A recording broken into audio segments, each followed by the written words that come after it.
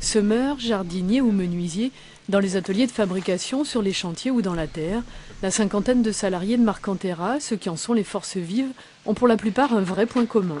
Fins connaisseurs de leur territoire, des zones humides, des mares et des oiseaux. Et ce qu'ils vendent en région parisienne, à Troyes, à Chartres ou ailleurs, c'est un peu cette idée de leur nature. En général, on a l'habitude de travailler avec les pieds dans l'eau, dans les marais. Le but, c'est de permettre aux gens qui habitent dans les villes d'accéder à des zones périurbaines ou des espaces naturels qui n'étaient pas accessibles. Dernier tour de vis pour cette passerelle qui enjambe l'Oise à l'Isle-Adam, en région parisienne justement. Sur le chantier, quelques principes, faire en sorte de préserver le biotope et s'attacher à mettre une réalité derrière les grands principes du développement durable. On a beaucoup de difficultés à savoir de où vient le bois exotique. Il y a quand même encore beaucoup d'abattage sauvage. Et en plus, pour une question d'éthique, il est beaucoup mieux d'utiliser du bois qui vient de France, donc du chêne, et qui en plus est tout à fait approprié à ce genre d'utilisation. Créer une zone humide aux portes des villes ou en réaménager une qui a perdu sa richesse naturelle, ça demande un peu d'astuce et d'expérience. Recette de base, utiliser l'immense variété des plantes qu'on trouve chez nous, dans la nature, comme le jonc à massette, le cierpe lacustre ou la consoude.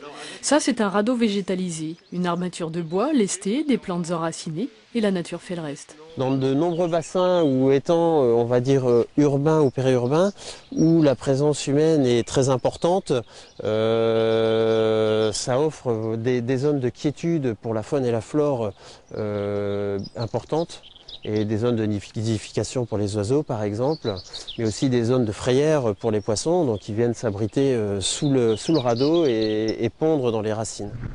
Du haut des dunes du Marcanter, un paysage d'une beauté à couper le souffle. C'est là qu'on trouve les fondements de l'entreprise.